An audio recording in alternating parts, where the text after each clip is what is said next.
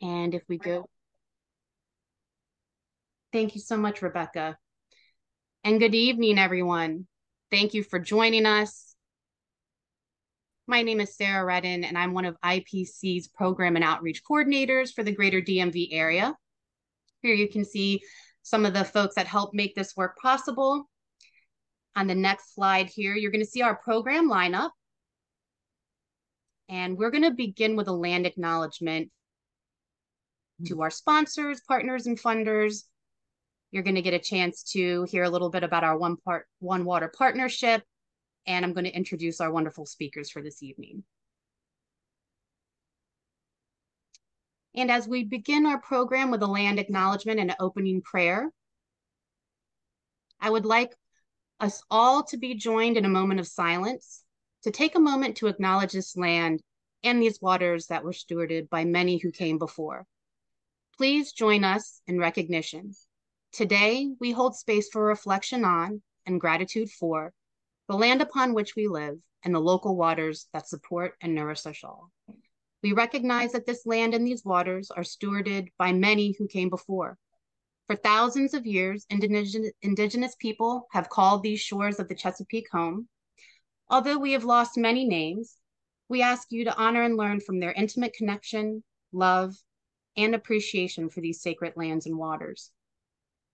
And thank you for taking a moment of reflection. We encourage you to learn more about this region by exploring a link that's going to be shared a little bit later and begins to talk a little bit about the history of this region and those original stewards. The link shares the most recent from 1000 to 50 history in our region.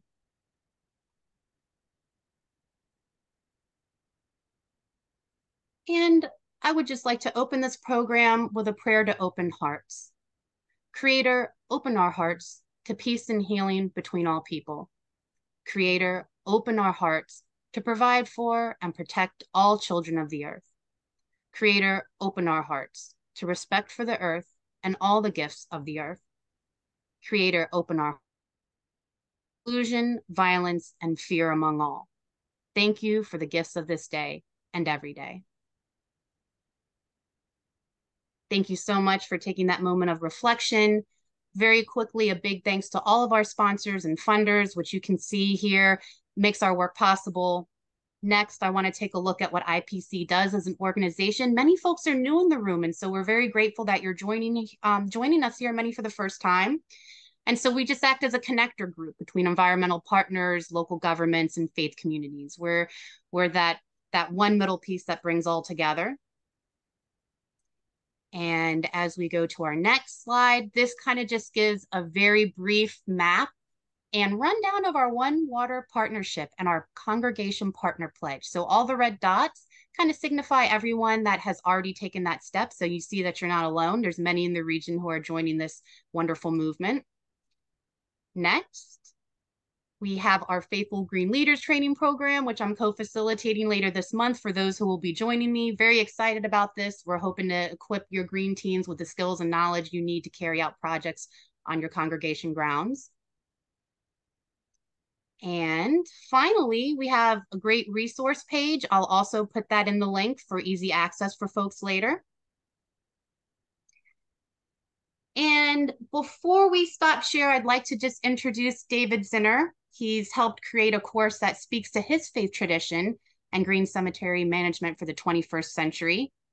Also a consumer representative on Maryland's Advisory Council for cemetery operations, and coordinates PRINCE, the Preservation and Rehabilitation Initiative for Neglected Cemetery Entities, which trains incarcerated citizens cemetery maintenance skills.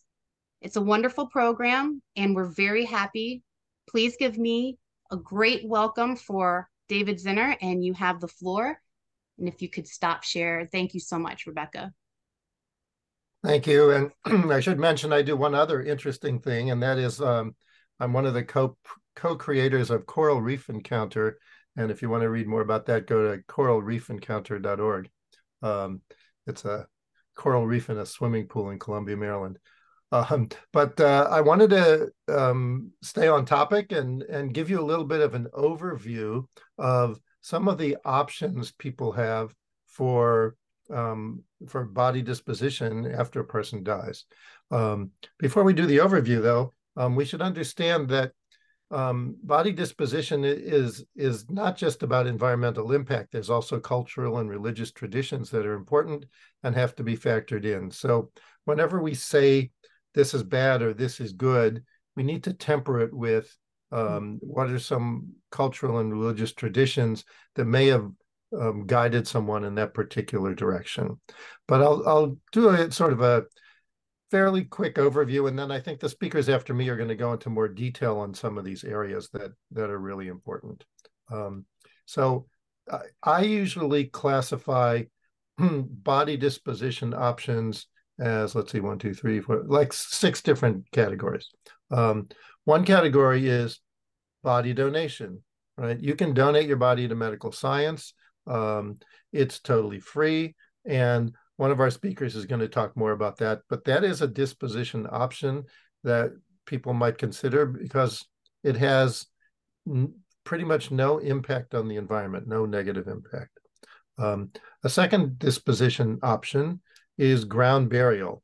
Now, that's different than natural burial. Ground burial has evolved over time and often includes, excuse me, often includes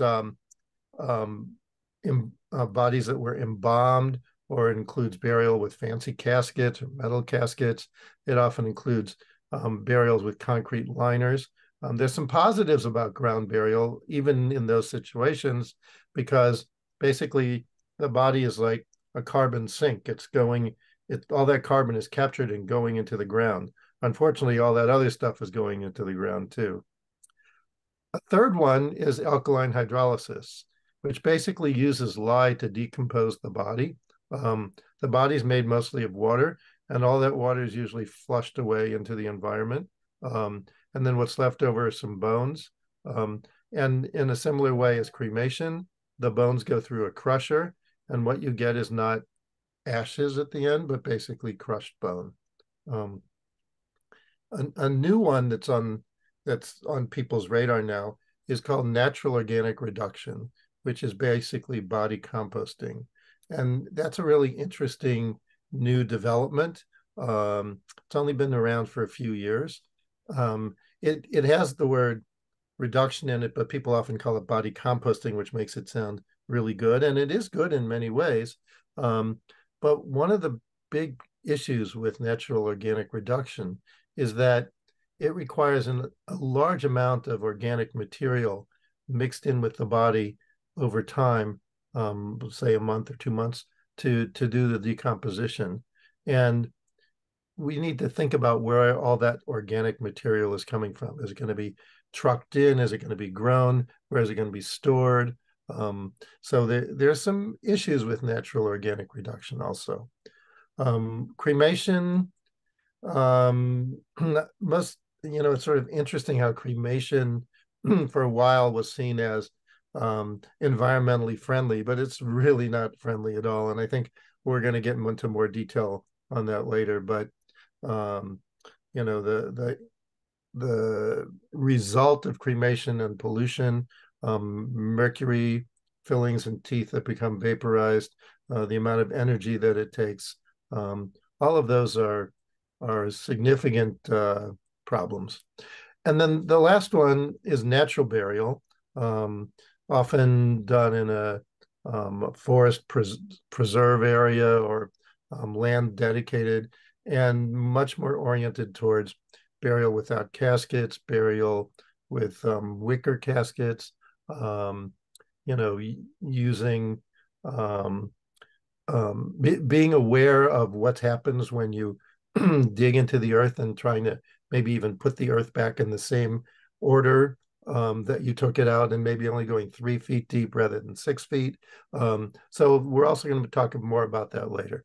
So the important thing from my perspective is to understand that there are a lot of different alternatives to doing body disposition, and that, it's not enough to sort of, get a surface understanding, but it's really good to, it's okay to say dig down and try and find out what's really behind these different methods and which ones will be most appealing and compatible with your cultural and religious tradition, as well as your understanding of the environmental impact. I think I'm going to stop there because I think other folks are going to be able to elaborate more on some of these topics.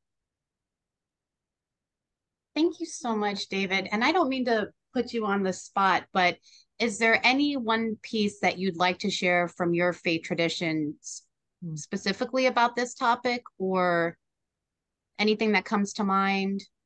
Well, in Jewish tradition, ground burial was the preferred method of burial for a long time. There's a tradition that goes back to the matriarchs and the patriarchs being, excuse me, buried in a cave in Machpelah, and so ground burial has been the tradition, but that tradition has gotten modified in the United States significantly with embalming, which has happened only in the last 150 years, with cemeteries requiring liners, concrete liners, which they didn't used to do. So the advent of natural burial without those things is sort of an exciting return to tradition. And from my perspective, that's a really good way to go. On the other hand, whole body disposition, where you donate your body to medical science, is probably not something that's been thought about a lot in my tradition. But for many people, the expense of cemetery burial is just too much, and then the whole body donation is a way to deal with the issue of people going into significant debt to pay for funerals and burials. I really appreciate that food for thought. I think many people don't think about all the components involved with each one of these options. So I greatly appreciate you kind of just giving a really nice overview of what some of those things people should think about. And also the cost. Can't neglect that. So thank you so much, David. I really appreciate your knowledge and your time. I'd like to introduce our next speaker, who's also really passionate about this subject. She's the founding member of Green Burial Association from Maryland and has graciously served as their president of the board. She's always looking for opportunities to connect people, community, nature, gather and collaborate on important issues, and come together in a variety of ways. And I would like everyone to please welcome Jennifer Downs. And we will stop share, and I will let you have the floor. Thank you, Jennifer. Hi, everyone. It's so nice to be here. I'm really happy to be speaking to this organization. I'm going to try clicking my share button. Whoops. Oh, dear. All right. Hold on a second. Bear with me just a minute here because I have some nice stuff to share with. Did I share it? Oh, dear. There it is. Wait a minute. Here we go. Here we go. Luckily, we have a 35-year-old on our board who's very helpful with this kind of thing. And she was coaching me today. Okay, so I'm going to put this as a slideshow. Hold on one second. Once I get this all set, I'm just going to properly say hello. And I love that this is the Chesapeake region. I really appreciate the acknowledgement of the people who lived on this land for many centuries. And I also want to say those folks are still here. That's a nice reminder that they're not gone, they're here. And I hope I can do this slideshow. Yeah, there we go. Okay. So let me just say a few things about the Green Burial Association of Maryland.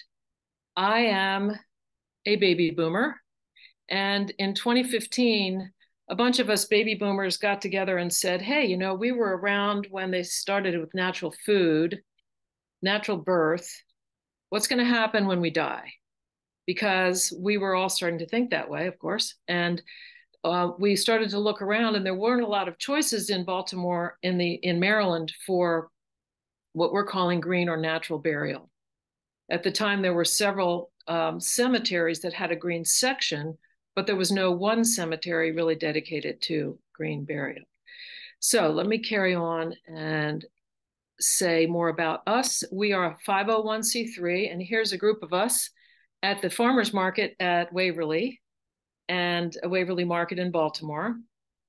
And so our purpose is to provide and promote environmentally sustainable green burial options throughout Maryland through education and legislative advocacy for green and hybrid burial grounds and promoting these practices. So what appeals to me about this is that it is very simple. It's dust to dust. And of course, for many religious traditions, that's an important concept, the just simply going back to the earth. And even though we do have NOR, and that's a fascinating new development, the earth will actually do that and do it in a very efficient way by allowing the person to be to go back to the earth and feed the earth. And I want to just make sure from the beginning that you know that it's not a law in Maryland. There's no law that you need to be embalmed or that you need a vault. That's not a law. That is a cemetery policy, or it can be a funeral home policy. So part of educating the public is also educating the industries and beginning to make it more clear that people are going to want choices where they don't need to have embalmment or they don't want vaults. So here's a list of, here's in this photo, you see a casket, a biodegradable casket has been been lowered into the earth, and organic material has gone in on top, which helps with the breakdown. And so that list, no vault, no embalming, just a biodegradable container, burial depth of 3.5 to 4 feet, which is where there's more microorganisms. The other difference is you don't have a vertical stone, you have a flat stone. So what you're really doing is preserving land. And that's creating more green space for the living as we also honor those who have passed. So it's really, in a way, rethinking funerals. And here's a family with a loved one in a shroud, and they're beautifully decorated with flowers and greenery. And isn't it interesting how automatically people put their hand to their heart? And the thing I want to emphasize here too is not just the sort of reality of what do I do with my body, but this transition. And many of you who are in leadership in religious organizations, you're dealing with folks who are having a loss and having to decide, and sometimes under a lot of pressure.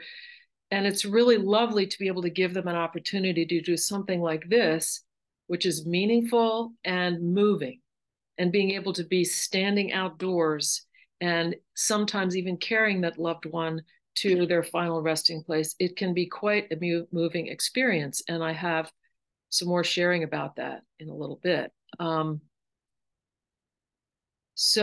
it's interesting, the title of this talk is Alternatives to Burials. Well, I'm talking about going back to the burials that have been done for thousands of years, that human beings have been moved to bury their loved ones, bury their dead. And so where will our loved one rest? And it's important to remember there are many options, and that our religious background is going to have an impact or be part of how we decide. And how can we make a decision that's in keeping with our values while we're living? And what do we do to remember them? I mean, the lovely thing about a green burial ground is the flat stone can still have the birth and death date and even a little sentence from that person, their final words. My dad is now 99, and we're thinking with him, what would he like to have on his flat stone? And it's an interesting thing to contemplate. And we won't go into much more about conventional burial, except to say that it's many tons of concrete, copper, bronze, steel. It's really, really not sustainable long-term. And not to mention the worker safety issue also, people who deal with the embalming fluid and all of that. So that's not ideal. And cremation is complicated. Fire cremation, there's many things about it. It's not very efficient because it takes so much heat for a long period of time and releases a lot into the atmosphere. But some people say, I don't want to take up space. And I understand that sentiment. And so cremation is a reasonable choice. And there are some religious traditions that do fire cremation, and that's that's a reasonable choice. And it's good to know that there is a piece where the relevance to the environment is important, and that let's see, there was something else I was going to say. I forget, so I'll come back to that. But anyway, all of this information is on our website, greenburialmaryland.org. You can write that down, but you'll also have it from this talk. So we have a really great website that's got lots of information and lots of links to other things. So that's important to know. So here's another, I love these photos because it gives you a feel. What is it like to be part of a green burial? And here's a family. This family is actually carrying their loved one who's in a shroud. A person can be in a casket that's rolled on a cart or carried or taken in a vehicle to the place of burial. And this particular family is actually carrying their loved one, and they have music and they're in nature. And so just imagine yourself, if you've never had this experience, what would this be like for you, for a friend, or this is part of what's so meaningful for me, is that we are living our values and dying our values, and taking it out into nature. And we can always go back to this beautiful spot too to visit our loved ones. So here's just a little list of different kinds of green cemeteries. Hybrid cemetery is a conventional one that has a section dedicated to being green. And there are more and more cemeteries now that are recognizing that there's a big interest in green or natural burial. And so they've created a section. And in a little bit longer, we have a list of those on our website. And then the next one is green or natural cemetery, which is all dedicated, all burials are green or natural. And that's what Serenity Ridge, which you'll hear from Howard shortly, and Reflection Park are two such cemeteries in Maryland. And this is very, very new. Up until this year, we didn't have that choice of a dedicated green burial ground in Maryland. I hope that's not too confusing. We will have a chance for questions. Then another category is conservation cemetery, which is another step further, where the cemetery people are actually collaborating with some kind of a land trust or easement. And there's an example of that in Tennessee. It's called Larkspur Natural Burial Ground, and they're partnering and adjacent to a large tract of land of the Nature Conservancy. So this is a really important development that the land preservation folks are recognizing now, that green burial can be partnering with them. So it affects how they even set up some kinds of land trusts or easements. Really important development in our world. And just one other note, that private families may bury on their land, but they have to be very respectful of local ordinances and be in compliance with that. So that's a whole other thing that I'm not going to get into, but it is also a possibility for people, for families. Let me carry on here. And here's just another example of a family. And you see how powerful it is to be the ones lowering your loved one into the grave. This is a very simple pine casket, and they've put flowers on the top. And it's just a really beautiful thing for people to be out there together, singing songs, telling stories, people feeling a sense of camaraderie with each other, the family and the friends. They're having tears, maybe having laughter. And this is a real opportunity for folks in various leadership roles and in different traditions, religious traditions, to be able to hold the space for such a thing. It's a really, really beautiful opportunity. So let's see, okay, let me carry on. I love this photo too. It's a family comforting themselves right by the grave. Again, it's just reiterating the conservation burial cemetery, employing best conservation practices. How's my time? What am I doing here? Okay. Anyway, you were great. Okay. All right. So of course, the right for a green burial is across the board for anyone. It should be, people need to know that it's a choice, and that they can even ask if they have a cemetery that they've already had family members buried in. They can ask, will you bury green? Or you can learn about Serenity Ridge, which is, you'll hear more about that shortly. And I think there's at least 20 or more people buried just this year, and Howard can fill us in about that. But it's a really important thing that this is a multicultural, intergenerational, economical, interfaith, and it's all about sharing, preserving land. Very important concept that we're also very aware of. And here's a little, just in 2021, the American Funeral Director magazine did research, and 91% of people are interested in being more environmentally friendly with their funerals and burials. And they've offered a choice, 84% would choose a green burial. That's pretty stunning to me. And this is not just a movement in Maryland. This is a movement all across the country. There are many, many states that have green burial grounds, conservation burial grounds, and hybrid burial grounds. And in fact, that we have a quarterly event. If anybody's not on our email list, I encourage you to get on our email list if you're interested, because we have educational events every couple of months. And back in May, we had a young funeral director from Colorado who spoke about her project of a cemetery in Colorado, which is a whole different environment than we have here in Maryland, of course. So there's the Green Burial Council, which is a national organization that certifies green burial grounds too. Okay, so here's a list, and you don't have to write this down because it's also on our website, where to be buried in Maryland. So most of the places, 2 of these places on here are dedicated green burial grounds. And one is Serenity Ridge, which you'll hear directly from Howard Berg soon. The other is Reflection Park, which is in Silver Spring, and that will be opening very soon in 2024. This is very, very exciting. For those of us who started out in 2015, and there were no choices for a dedicated green burial, this is a huge change, and we're getting a lot more interest and a lot more requests for speakers and things like that because of that. And here's, I give a nod to these cemeteries that have actually said, yes, we see this as a thing.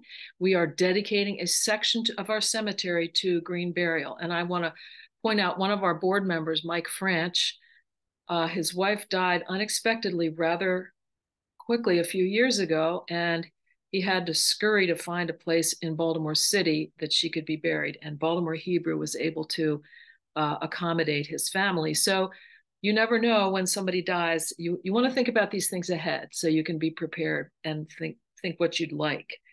So I have a story to tell, because a friend of mine in 2014 was diagnosed with terminal cancer. And she was very interested in having a green burial for herself. And she really wanted to do it in a dedicated green burial ground and not one that was part of a larger cemetery. So she decided that she was going to find something nearby. She actually went to Virginia and went to Berryville, Virginia. And I actually have a slide about places in Virginia as well, which I'm going to show you now. She found out about Cool Spring Natural Cemetery at Holy Cross Abbey in Berryville, Virginia. I really, really respect my friend for this. She said, I'm going to go there and I'm going to pick out where I'm going to be buried. And she got in the car with her friends and family and drove to Virginia and walked the grounds and said, this is my spot. So she was demonstrating for all of us that it could be important, you know, and we had, it was a really special thing to be part of that whole process with her. Let me see here. So let me go to the next one. So this is just a slide that shows a family doing the care of their own loved one at home, which is possible to do. And families can do this, bathe and dress their loved one. We actually did this with my mother in my home, and we worked with a funeral home as well. And it was a very profound experience. My parents had been married 65 years, and it was hugely comforting to have my mother there and to feel capable of putting the ice and taking care of things, and then having the funeral home pick her up. One thing we asked was, could they let us carry her out rather than just bringing in a gurney and taking her out in a black bag? And that they allowed us to do that, which was really, really special as well.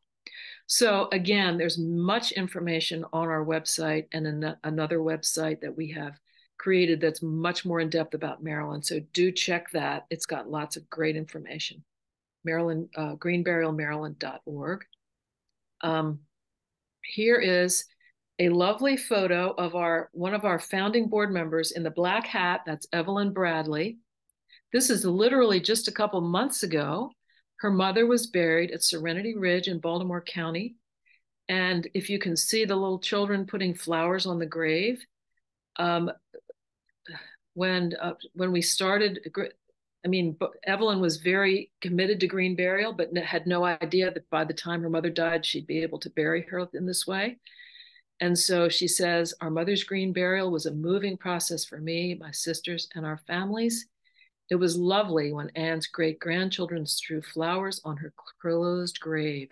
I continue to carry such positive feelings of where her earthly remains reside and find it a comfort to visit, walking the pastoral grounds and revisiting the love that we shared. I really appreciate Evelyn sharing her story and her photographs because it's a really special thing to be able to do this with your family. I just have a couple more things to share. This is some resources. And again, these photographs are really powerful. This is another person wrapped in a shroud and decorated. You see how lovingly they were surrounded with flowers, and it gives it's therapeutic for folks to do this for their loved one or even to be for a friend. And you see the dirt behind them that they will be filling that grave with. And so again, a list of resources, Green Burial Association of Maryland. Funeral Consumers Alliance is a national organization that also has a Maryland chapter, and they're also a great source of information. Okay, so then here's some examples. Because this is a movement all across the country, there are people getting very creative with how to provide different containers for the loved one. And you can see there's several wicker caskets here. And there's a shroud up at the top. And that on the far left, on the lower part, that's also a linen shroud, a very simple linen shroud. But people sometimes love to put their loved ones in a favorite quilt or a favorite blanket and then wrap them even further. So it's a really profound experience to go through this, and really worth learning about before you have to make a quick decision. So I am close. I think the last photo here I have is of Serenity Ridge. And that's a beautiful meadow on the grounds of Serenity Ridge Natural Burial Ground and Arboretum. So that's pretty much, I wonder if I covered everything. But if you have anything else you want me to say, Sarah, or just go on.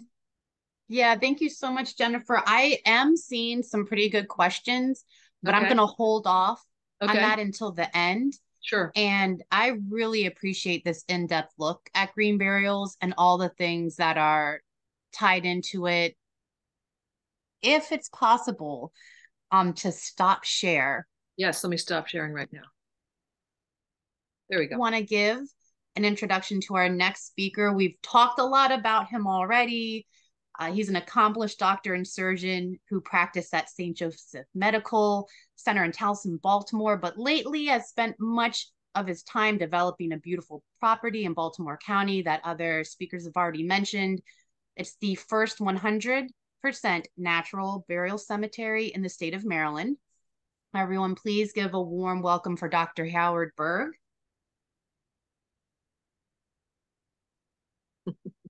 Thank you, Sarah. How do we get my slides up? And I am right in the process of that. Bear with me one moment. Are you going to have me work the slides, or are you going to work the slides? Oh, no, Dr. Berg, I will take care of that. Apologies, it's just a little slow, but I think everything is up and should be ready.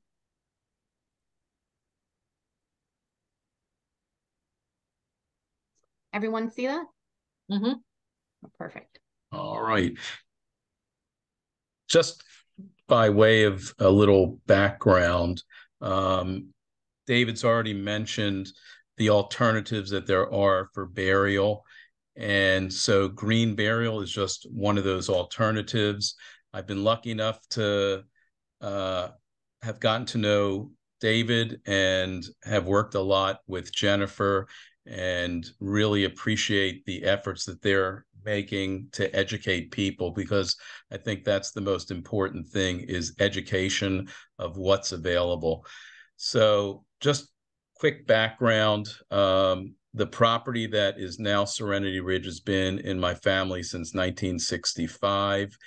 And we really kind of got passed down from my father to myself and my brothers, and we were trying to figure out what we could do with the property. And I was doing some reading and about 6 years ago, and first heard about natural burial, and it intrigued me. And I was lucky enough to contact the then president of the Green Burial Council, who had a place in New Jersey. So myself, my brothers, and a friend of mine who had 30 years involvement with cemeteries went up to see his natural burial cemetery in New Jersey, and we were incredibly impressed. And from that day on, we decided, this is what we're going to do with the property. It took about 4.5 years to get through all the hoops. We had to do hydrogeologic studies. We had to do environmental studies. We had to give presentations to all the neighbors so that they would understand what was going on with the property. And one by one, we were able to get through all the hurdles, and then finally able to go through special exception hearing for the rezoning. And then part of this was donating 80 acres to Baltimore County for their strategic green plan. So in essence, Serenity Ridge is a nature preserve that is surrounded by a nature preserve, and nothing will ever change into the future. And the mission is basically what green burial is all about, and that is caring for the dead with minimal environmental impact while preserving or restoring habitat. And along with that, it's trying not to use natural resources.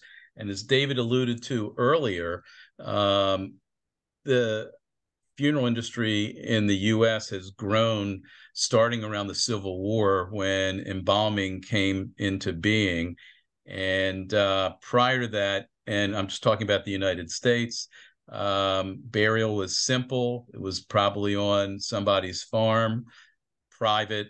There could have been churches that had local burials, things like that, but there was not anything that was anything like what's going on these days. In the early 1900s, the funeral industry started growing, and partly due to the fact that people just didn't have a lot of comfort taking care of their deceased loved ones. They felt more comfortable outsourcing to professionals that did this and took care of the whole procedure. And that has led to higher expenses. There's a lot of embalming. Cremation is 60% of the population. And the biggest thing is material heavy ground burials. And Jennifer alluded to that. Basically, about 2,000 houses, the amount of wood that are used in 2,000 houses are buried every year in the United States. And the numbers that Jennifer put up were what's buried yearly, which is pretty stunning, the amount of natural resources that just get buried every year. We can go to the next slide.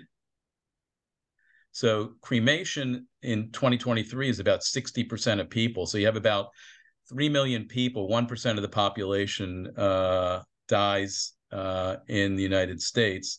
So you have about 1.8 million cremations a year. So it might not sound like a huge carbon footprint, but the amount of fuel for a cremation is equivalent to the amount of gas in a SUV tank. And some of the reasons are it's more economical, it's better for the environment, although it does cause pollution. You have the changing consumer preferences, and people think, well, the cemeteries are filling up. You go to the next slide. So the thing to remember is that death may be the end of life, but it's not the end of a person's ecologic impact. Go to the next slide. So, I'm not going to, Jennifer's talked a lot about green or natural burial, and clearly it's ecologically sustainable. It's, for the most part, financially feasible. And as Jennifer mentioned, a lot of these services are much more meaningful and they're more customizable. And again, as I mentioned before, it's caring for the dead with minimal environmental impact, minimal use of natural resources, and preservation of restoration of habitat, and also the improved worker safety because there's no embalming and there's a large amount of cancer associated with people that have been in the business over the years embalming bodies. Go to the next slide. So what exactly is green or natural burial? And again, Jennifer's already alluded to it. It's simple biodegradable caskets, shrouds, or urns if cremated, and it avoids the use of toxic chemicals and metal. Green burial does not allow embalming fluids. There are no vaults. There's no concrete grave liners. We try not to use herbicides or pesticides, and we try and reduce the carbon footprint. Go ahead. And the other thing was mentioned that the depth of a grave in natural burial is about 3.5 to 4 feet. This increases the oxygenation. There's more oxygen in this part of the soil, and it allows for more natural degradation of the body. So we can go to the next slide. You can see where the headstone is, as Jennifer mentioned, is flat to the ground. So top 5 reasons why people choose green burial. Again, I keep repeating myself, but minimizes impact on the environment. It's back to tradition. We've all heard the movie Back to the Future. This is kind of like Forward to the Past. So this is the way people were buried for essentially all eternity until about 150 years ago in the United States. There's spiritual, religious reasons. There's more economical for the most part, and people have a do-it-yourself ethic kind of like this. We got to go forward. Went backwards. There we go.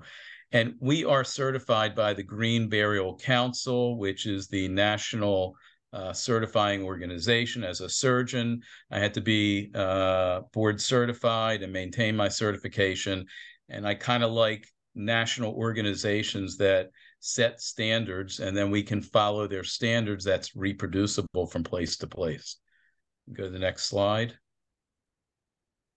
So Serenity Ridge currently is the only exclusively natural burial cemetery in Maryland. Hopefully we'll be joined by Reflection Park in the next few months in Silver Spring.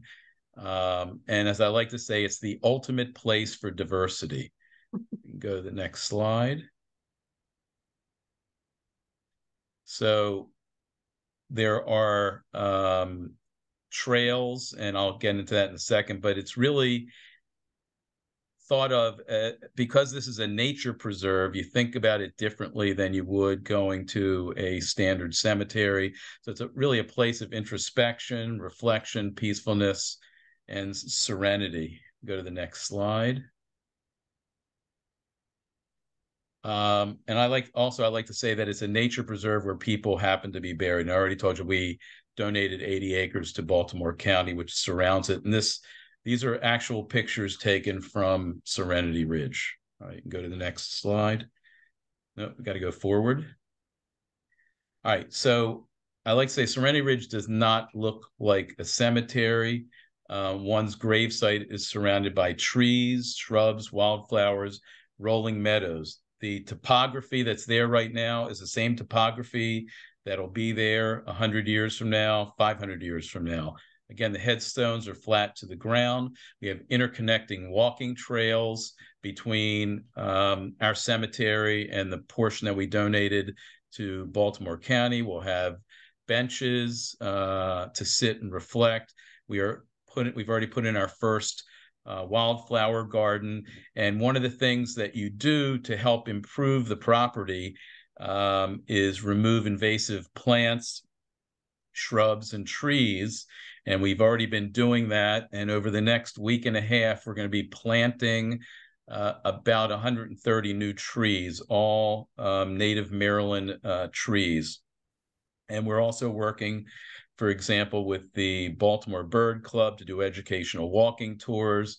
We have an astronomy club that comes out there to looking at the stars. So you're utilizing the property for a lot of different things and making it a joyous place. Go to the next slide. And we basically give everybody the headstone as part of the fee. So we don't charge anything extra for headstones. We also give the family flowers at the time of the funeral. Go to the next slide. So I've already talked about, I guess, these things already. So we're working with Patapsco Heritage Greenway. We're working with the Greater Baltimore Wilderness Coalition and a number of other nonprofits to help turn this into a spectacular nature preserve. We're going to set up our own apiary so that we'll have the bees there to pollinate the area. And we're going to have Serenity Ridge honey in the future. Okay, we go to the next slide. So we're trying to transition from nice to wow, and it's going to take years to do that, but it's metamorphosizing and evolving, and it's actually very, very exciting to see what's happening out there. Go to the next slide. So I like to say it's the place to be for all eternity. And I think that is it. Dr. Berg, thank you so much. You really have painted such an eloquent picture in my mind of what I've thought about as, I mean, even I can remember in high school thinking I never wanted to be buried in a cemetery, but this type of thing was unheard of at that time. So it's just very inspiring and hopeful for me that more land will be utilized in this manner, because it is a place where you will want to come and reflect and enjoy for generations. So thank you so much for giving that information. As mentioned earlier, we're going to be also plugging in the links to all the organizations and some of these great events that the whole family is welcome to, and we'll make sure everyone has access to them. We have time for one more very special speaker. Very grateful for your time, Barbara, here with us this evening. I want to give a moment to introduce a lifelong social justice and community activist using life lessons, personal and professional, to help other people. And we're going to hear a little bit about Barbara's own personal decision, which I think can be helpful for the whole audience to hear. And please take the floor, Barbara. Thank you, Sarah. And thank you, Interfaith Partners for the Chesapeake, for the invitation to facilitate this discussion about Beyond the Grave. Next slide, please. Oh, do you have my slides? Yes, I'm so sorry, Rebecca. No, don't worry about it. I got it. I'm sorry, one moment. I got so used to switching to other people that I forgot I was supposed to do this section. Okay, hang on. That's my face again. Thank you. All right. I included this slide from Ben Franklin. In this world, nothing can be said to be certain except death and taxes. So this is great for me so that we can talk about it, because as I believe it was Jennifer talked about, like, it just becomes such a sudden, immediate decision that we have to make if we're not planning for it. Next slide, please. Life asked death, why do people love me but hate you? Death responded, because you are a beautiful lie and I am a painful truth. Next slide, please. So what happens to the body without the embalming practice? And I wanted to give a general overview. The brain activity stops within a few seconds.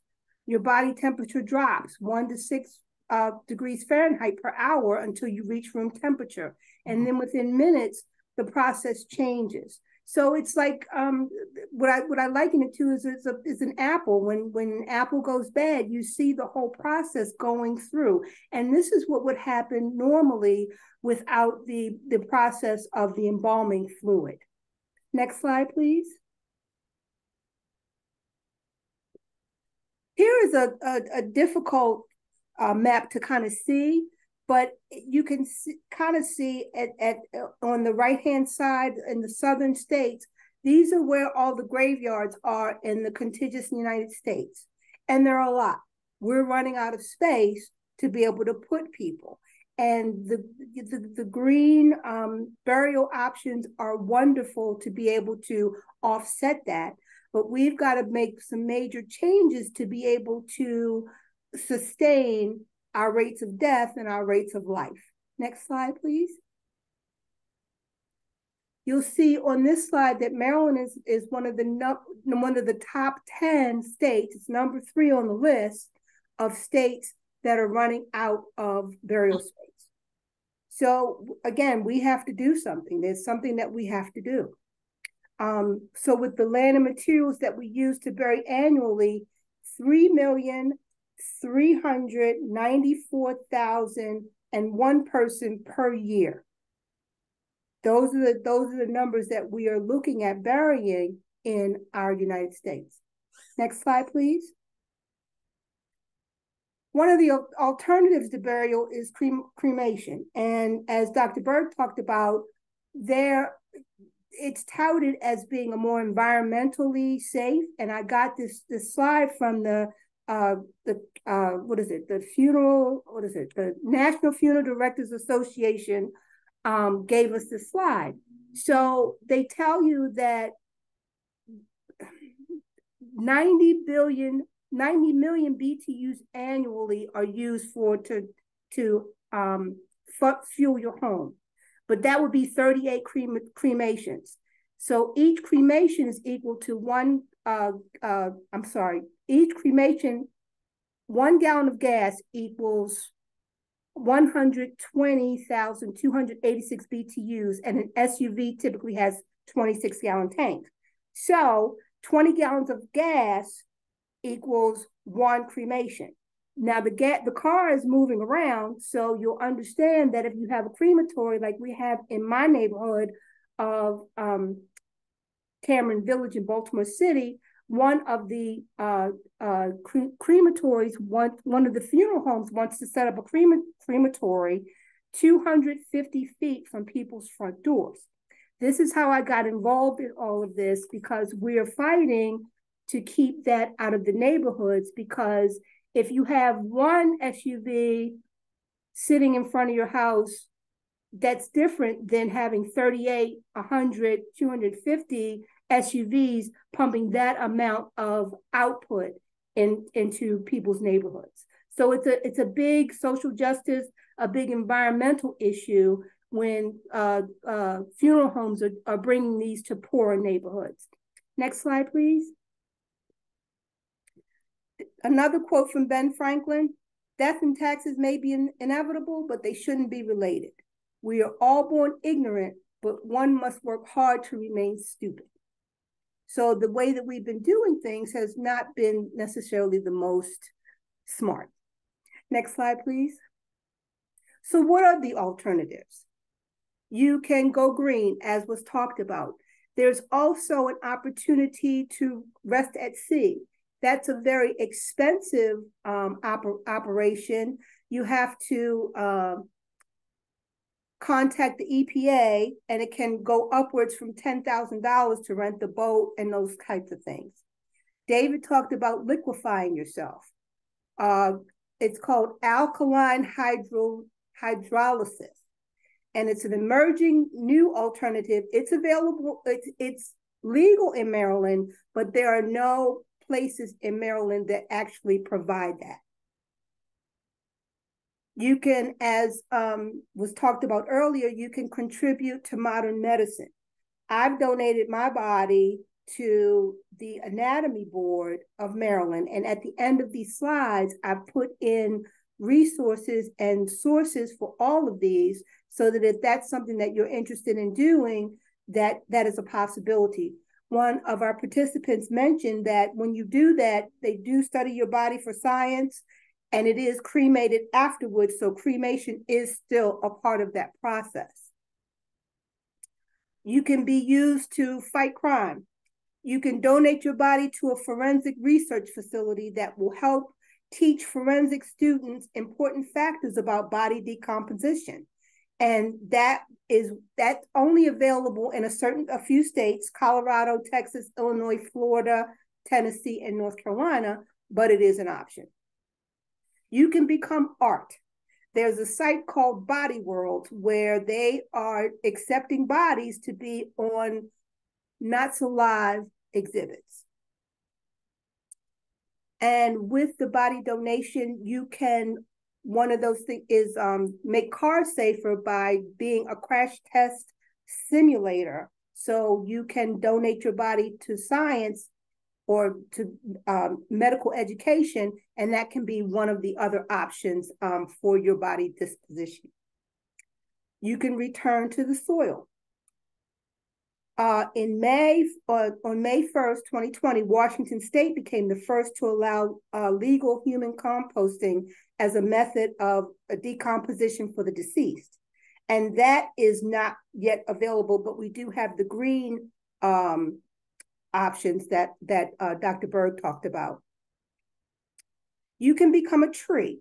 Companies like Better Forest allow families to mix their loved ones' ashes with soil at the base of their chosen tree.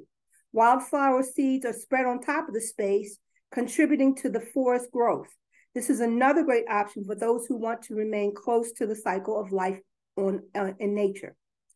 And the final one is you can send your ashes into space. Now, I don't know how environmentally friendly that is, but it is one of the options that was listed in my research. There's a company called Celestis, and I guess there's a company for just about anything if people want to have an opportunity to make money. But Celestis will give you multiple options to place your remains or DNA and send it to the moon.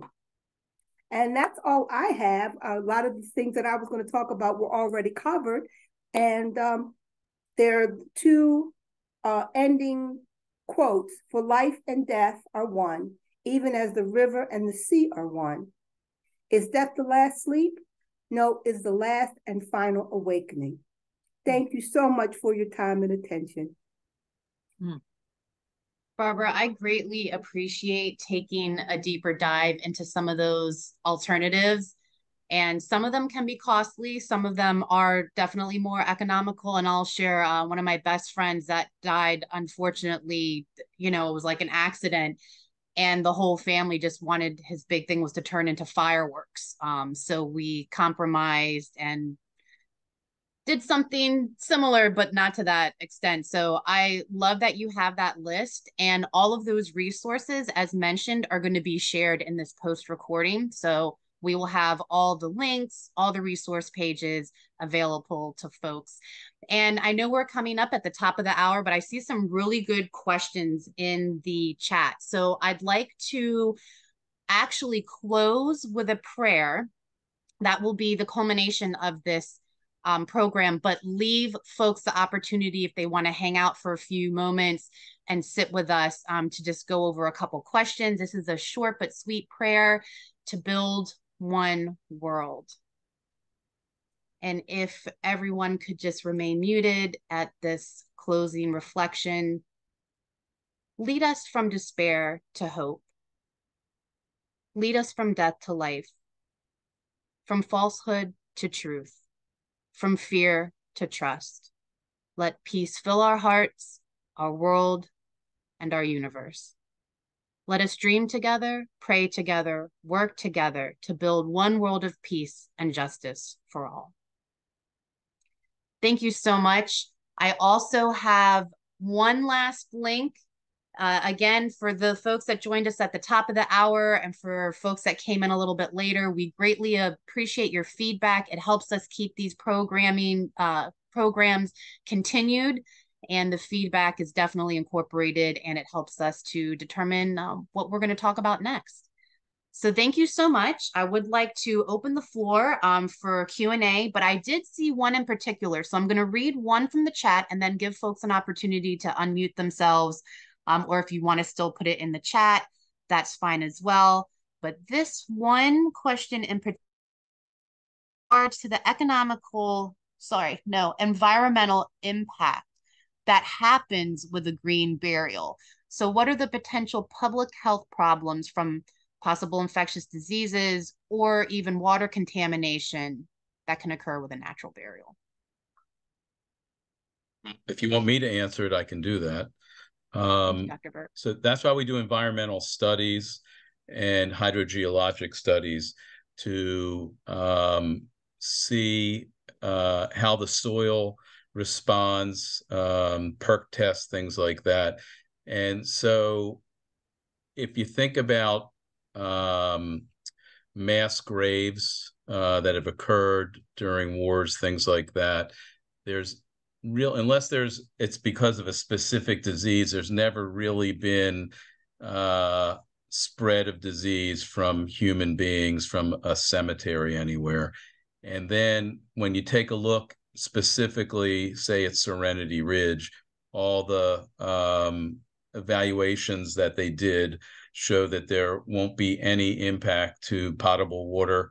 And so that was the big thing that we had to do for the neighbors. It's the Greater Patapsco Community Association. We had to do all these studies, had to be reviewed by the state to make sure that there weren't going to be any contamination issues, but there really aren't under any circumstances. And I can add to that a little bit. Yeah, go ahead. A regular cemetery, which has burials that involve people who are embalmed, is much more dangerous to the water than a cemetery where people are not embalmed, because the embalming fluid is the thing that's dangerous. Right. Well, not only that, they use pesticides and herbicides. Right. And in green burial, we don't use any of that.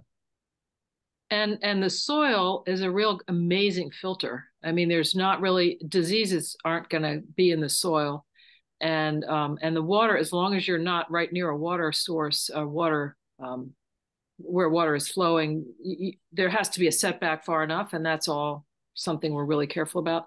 But that's right. It's a question that's a very reasonable question, and I'm glad that came up. Thank you so much. I see one more that I'm just going to ask because this is a yes/no question. Can my husband's ashes be buried along with me in a green burial? Well, if you want to ask me about Serenity Ridge, the answer is yes. So I mean, Jennifer, I think they do that at most green burial cemeteries, but that's already come up. It's come up. Yeah, I think it's going to come up more and more because there are many people who've had someone cremated and then they discover. In fact, it's happening for me. My mother was cremated. My father's going to be buried with her ashes at Serenity Ridge. So it's a great question, and I think it's probably a very reasonable question to ask another cemetery if you're not, if you're going to be looking at that possibility. It's certainly doable. It's a question. It's a yes, but okay. Right. It's important to talk to the cemetery about whether they'll charge you double or extra for burying that second set of remains, because a lot of cemeteries have rules that they must do that, and some of them claim state rules that they have to account for every burial that happens at the cemetery. So that's not to say that it doesn't happen sort of under the radar where, a family might say like a private moment, and then they open the lid and put in the cremated remains, and the cemetery people don't know about it. But, so there's at least two ways to go in this process. I appreciate that answer. And that's a really great question to think about too. I also see one in the chat, and this was a great one that I didn't think about.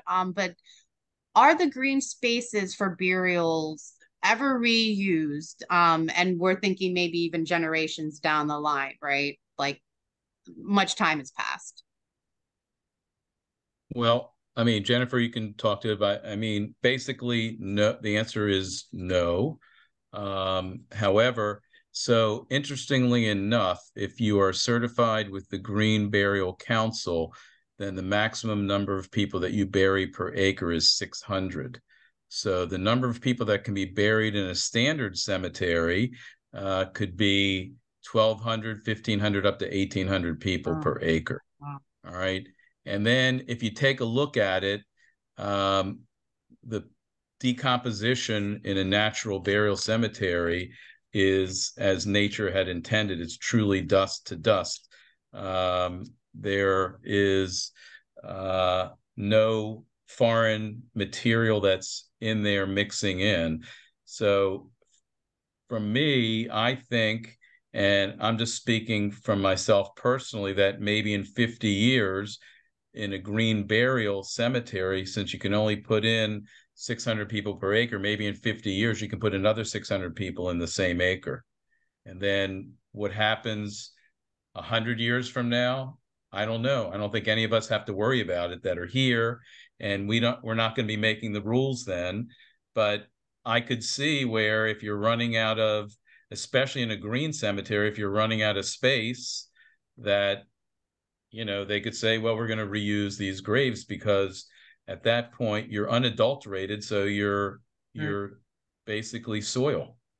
This is one of those. I don't know. I mean, we follow the state rules and regulations. So I'm just saying, if you would ever do that, certainly a natural burial cemetery would be the place where you could do it without any issue.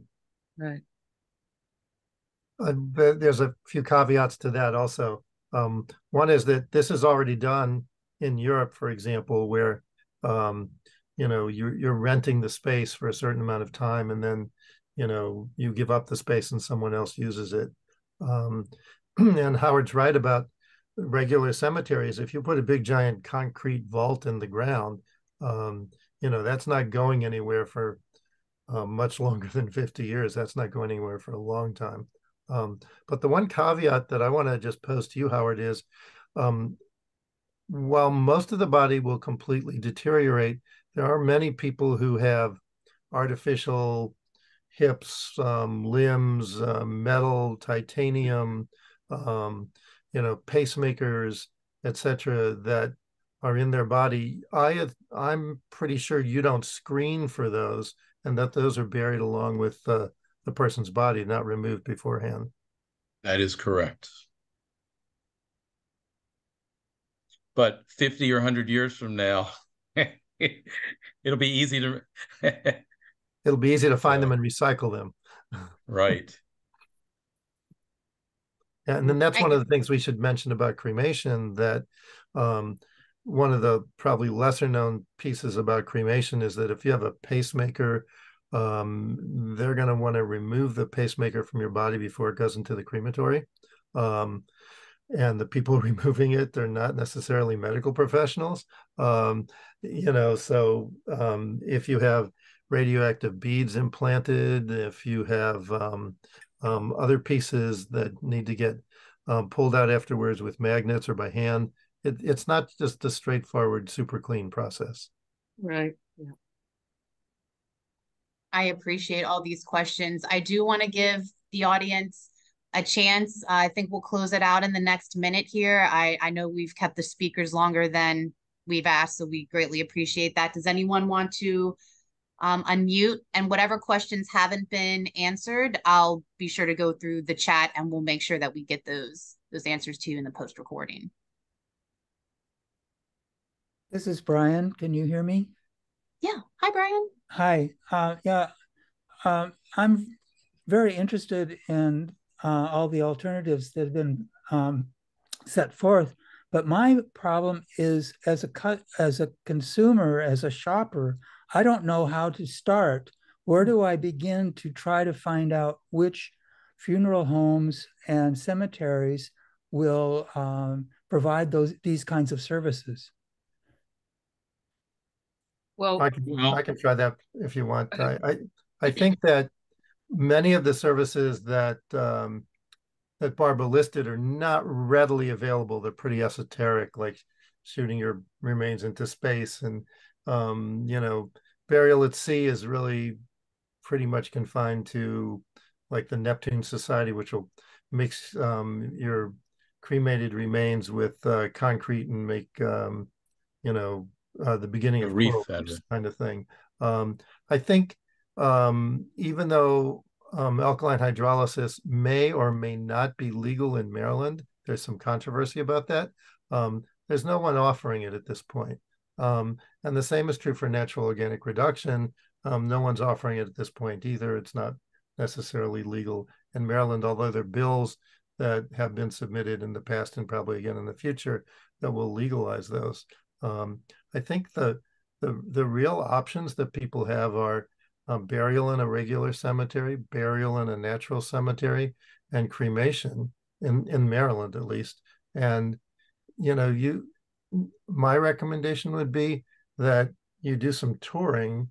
You know, that you visit a regular cemetery, that you go to Serenity Ridge and see what a green burial looks like, and that you read a little bit about cremation, because there's a lot of misimpressions about what cremation really is all about. Thank you so much, David. I will make sure that folks get obviously the links to the organizations, because that's a great place to start. And since we already know that our state has one finally, I encourage everyone to come to the events. That event link is in the chat. But again, I'm going to circle back with everyone. And so all this information will be provided. Thank you so much to the speakers. This was a wonderful program, something that we need to talk more about. So we're very grateful for your time and knowledge. And everyone else that joined us this evening, thank you so much. Please feel free to stop the recording. And everyone is